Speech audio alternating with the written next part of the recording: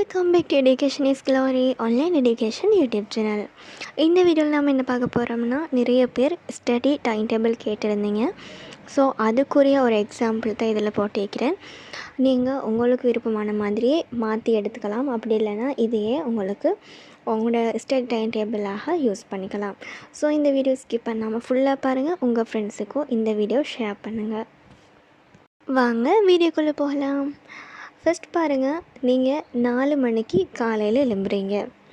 4 மணிக்கு காலையில் எழும்பி 4:15 வரைக்கும் 4:15 வரைக்கும் நீங்கள் என்ன செய்கிறீங்க, எழும்பி உங்களோட வேலைகள் எல்லாத்தையும் டெய்லி மார்னிங்கில் என்ன செய்கிறீங்களோ அதெல்லாம் முடிவிப்பீங்க. முடிவிச்சிட்டு நீங்கள் ஏதாச்சும் குடிக்கிறேன்னா குடிச்சிட்டு மைண்டை ரிலாக்ஸாக வச்சுட்டு நீங்கள் 4:15 4:45 வரங்காட்டியும் என்ன செய்கிறீங்க, ரிவிஷன் பண்ணுறீங்க. எதை ரிவிஷன் பண்ணுறீங்கன்னா, நீங்கள் முந்தைய நாள் அல்லது ஸ்கூலில் ஏதாவது படித்து தந்திருப்பாங்க, இல்லாட்டி முந்தைய நாள் படித்தது ஏதாவது ஒன்று ரிவிஷன் பண்ண வரைக்கும் அந்த ரிவிஷனை முக்கியமான ஒரு ரிவிஷன் அதை நீங்கள் என்ன செய்யுங்க, அந்த 4:15 4:45 வரங்காட்டியும் அதை நீங்கள் ரிவிஷன் பண்ணுறீங்க. அப்படி இல்லைன்னு சொன்னால், நீங்கள் அந்த நாள் ஸ்கூலில் இப்போ நீங்கள் மார்னிங் தானே, அந்த நாள் நீங்கள் ஸ்கூலில் என்ன படிக்க போகிறீங்கன்றது உங்களுக்கு தெரியும்.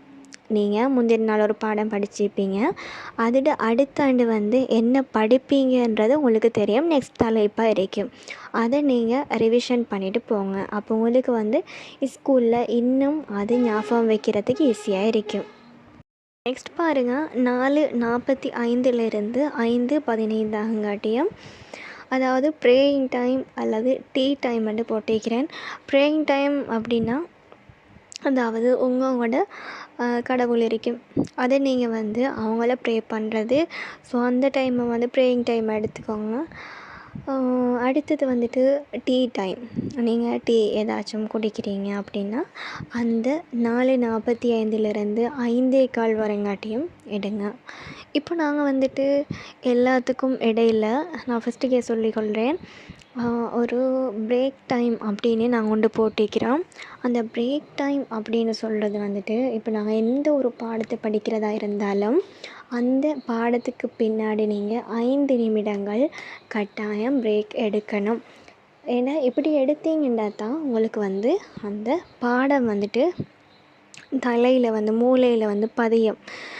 ஏன்னு சொன்னால், நீங்கள் பொமோடோரோ டெக்னிக் ஒரு டெக்னிக் நான் இந்த சேனல்லே போட்டிருக்கிறேன். பதில் சொல்லியிருப்பேன். இப்போ நீங்கள் ஒவ்வொரு இதுக்கு இடையிலையும் 5 நிமிஷம், ஒவ்வொரு பாடத்துக்கு இடையிலையும் 5 நிமிஷம் பிரேக் எடுங்க. எடுத்துகிட்டு படிங்க. இப்போ நீங்கள் உதாரணமாக தொடர்ந்து ஒரு ஹவர் படிக்கிறீங்க. இப்போ சிலவங்களுக்கு ஒரு ஹவர் படிக்க இயலாமல் இருக்கும். அதாவது ஒரு ஹவர் மைண்டில் ஏற்றிக்காது. அப்போ அப்படியானாக்கள் என்ன செய்யுங்க, இதில் நான் ஒரு வருத்தம் போட்டிக்கிறேன் டைம் டேபிளில் படிக்கிறதுக்கு. நீங்கள் அரை படிங்க, 5 நிமிஷம் பிரேக் எடுங்க. இன்னும் அரை படிங்க, 5 நிமிஷம் பிரேக் எடுங்க. அப்படி அந்த ஒரு வரை 2 டைமாக பிரிச்சுக்கோங்க. அப்படி பிரித்து படிக்கும்போது உங்களோட பிரைன் எப்போவும் ஃப்ரெஷ்ஷாக இருக்கும். ஏன்னா நீங்கள் ஆரம்பத்தில் எவ்வளோ ஆசையாக படிக்கிறதுக்கு எடுத்தாலும் நீங்கள் ஒரு கட்டத்துக்கு அங்கால உங்களால் படிக்க முடியாமல் போய்த்திடும். அந்த ஏடா படிக்கிறோம், சோம்பலாக இருக்குது. அந்த சோம்பல் வரத்துக்கு காரணம் நீங்கள் தொடர்ந்தேச்சியாக படிக்கிறது. அப்போ நீங்கள் என்ன செய்யுங்க, அரை படிக்கிறீங்க, 5 மினிட்ஸ் பிரேக், அப்புறம் அரை படிக்கிறீங்க, அப்படி டிவைட் பண்ணிக்கோங்க. அடுத்தது பாருங்கள், 5:15 6:15 வரங்காட்டியும் ஸ்டடி இந்த டஃபஸ்ட் சப்ஜெக்ட்.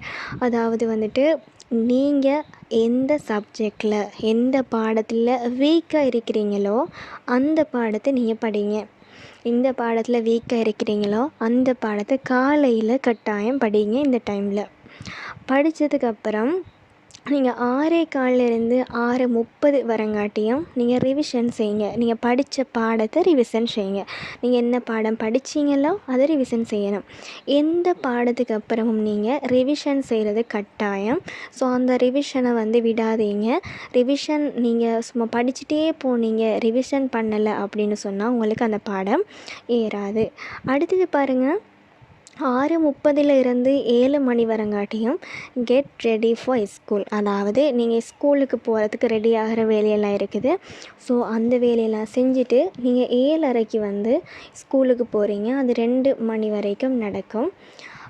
அடுத்தது வந்துட்டு இப்போ இது வந்து 2 மணி வரங்காட்டியும் ஸ்கூல் நடக்கிறவங்களுக்கு வந்து இந்த டைம் டேபிள் பொறுத்த மாதிரிக்கும் சிலவங்களுக்கு வந்துட்டு அதுக்கப்புறம் கிளாஸ் இருக்கும் ஸ்கூலில். அப்படியானாக்கள் டைம் டேபிளை வந்து இதுபடி சேஞ்ச் பண்ணிக்கோங்க. அடுத்தது 2 மணிலேருந்து 3:30 வரங்காட்டியும் 3:30 வரங்காட்டியும் ஃப்ரெஷ் ஆகுங்க. அதாவது நீங்கள் ஃப்ரெஷ் பண்ணி மைண்டை ரிலாக்ஸ் பண்ணி அதுக்கப்புறம் லஞ்ச் சாப்பிட்டு அதுக்கப்புறம் ப்ரே பண்ணுறது அப்படி ஏதாச்சும் உங்களோட முக்கியமான வேலைகளை செய்யுங்க. அடுத்தது 3:30லேருந்து 4:30 வரங்காட்டியும் செல்ஃப் ஸ்டடி அப்படின்னு போட்டிருக்கிறேன். அது வந்துட்டு நீங்கள் ஏ லெவல் பிள்ளைகளாக இருந்தால் அவங்க வந்துட்டு முக்கியமாக 3 சப்ஜெக்ட் இருக்குது. ஆனால் அவங்களுக்கு டோட்டல் வந்து 5 சப்ஜெக்ட். 5ஐயும் படிங்க. அப்போ 5ஐயும் பிரித்து படிங்க. இப்போ செல்ஃப் ஸ்டடியில் வந்து நீங்கள் ஏதாச்சும் உங்களுக்கு விருப்பமான ஒரு பாடத்தை எடுத்து படிக்கலாம். ஆனால் அந்த 1 ஹவரையும் நீங்கள் 1/2 ஹவராக டிவைட் பண்ணுங்கள். 1/2 ஹவர் படிங்க, 5 மினிட்ஸ் பிரேக், அப்புறம் 1/2 ஹவர் படிங்க. அப்படி படிக்கிறதால உங்களோட மைண்ட் வந்து ஃப்ரெஷ் ஆகும். அடுத்தது வந்துட்டு 4:30லேருந்து 4:40 வரங்காட்டியும் நீங்கள் ஒரு பிரேக் எடுங்க. பிரேக் எடுத்துகிட்டு 4:40லேருந்து 5 மணி வரங்காட்டியும் நீங்கள் அந்த செல்ஃப் ஸ்டடி நீங்கள் படிச்சிங்க தானே 3:30லேருந்து 4:30 வரங்காட்டியும் அந்த படித்த சப்ஜெக்டை ரிவிஷன் பண்ணுங்கள். ரிவிஷன் பண்ணிவிட்டு 5 மணிலேருந்து 5:30 வரங்காட்டியும் கொஷின் பேப்பர்ஸ் செய்யுங்க. கொஷின் பேப்பர்ஸ்ன்றது நீங்கள் என்ன பாடம் இதுக்கு முதல்ல படிச்சிங்களோ அது சம்பந்தமான அந்த தலைப்பு சம்பந்தமான பேப்பர்ஸ் செய்யுங்க. அப்படி பேப்பர்ஸ் இல்லைன்னா நீங்களாகவே கொஷின்ஸ் க்ரியேட் பண்ணி அப்படி செஞ்சு பாருங்கள். அடுத்தது 5:30லேருந்து 6:30 மணி வரங்காட்டியும் பிரேக் இருக்கும். அதுக்கப்புறம் பிரேக் அதாவது நீங்கள் ரிலாக்ஸ் ஆகிறது. அடுத்தது 6:30லேருந்து 7:30 வரங்காட்டியும் செல்ஃப் ஸ்டடி போட்டிக்கிறேன். செல்ஃப் ஸ்டடின்றது நீங்கள் இன்னொரு பாடத்தை சாய்ஸ் பண்ணி படிக்கிறது. அதையும் அரை ஹவராக நீங்கள் வந்து டிவைட் பண்ணிக்கோங்க. அடுத்தது 7:30லேருந்து 7:45 வரங்காட்டியும் ப்ரே பண்ணுறது. 7:45லேருந்து 8:45 வரங்காட்டியும் நீங்கள் 6:30க்கு செல்ஃப் ஸ்டடி படிச்சிங்க தானே அந்த ஸ்டடியில் என்ன படிச்சிங்களோ அதை ரிவிஷன் பண்ணுறது. அதுக்கப்புறம் அது சம்பந்தமான கொஷின்ஸ் பேப்பர் செய்கிறது 8:45லேருந்து 9:15 வரங்காட்டியும். அதை அப்படியே செஞ்சு முடித்ததுக்கப்புறம் நீங்கள் உங்களோட வேலைகளை செய்யலாம். ஏதாச்சும் நீங்கள் என்னென்ன செய்கிறதுக்கு இருக்கிற அதெல்லாம் செய்யலாம். செஞ்சுட்டு ஈட் பண்ணுறது, அப்புறம் ஸ்லீப் பண்ணுறது. நீங்கள் வந்துட்டு லேட் ஆகங்காட்டியும் எழும்பிரிக்காதீங்க. படிக்கிற பிள்ளைகள் வந்து லேட் ஆகங்காட்டியும் எழும்பிரிக்காதீங்க. நீங்கள் ஏர்லியாக வந்து ஸ்லீப் பண்ணுறது பாருங்கள். ஏர்லியாக ஸ்லீப் பண்ணால் தான் உங்களுக்கு அந்த அடுத்த டே வந்து ஏர்லியாக எழும்பலாம். 4 மணிக்கெல்லாம் எழும்புறது வந்து லேட்டாகி தூங்கிட்டு நீங்கள் இந்த நேரத்தோடு வந்து எழும்புறது கஷ்டம். ஏன்னா அப்படி எழும்பினாலும் உடம்புல வந்து ஆரோக்கியம் இல்லாமல் இருக்கும். ஸோ ஏர்லியாக தூங்குங்க, ஏர்லியாக எழும்புங்க. அப்போ நல்லா படிக்கலாம். தேங்க்ஸ் ஃபார் வாட்சிங். எங்களோட சேனலை வந்து சப்ஸ்கிரைப் பண்ணுங்கள். மறக்காமல் உங்கள் ஃப்ரெண்ட்ஸுக்கும் இந்த வீடியோவை ஷேர் பண்ணுங்கள்.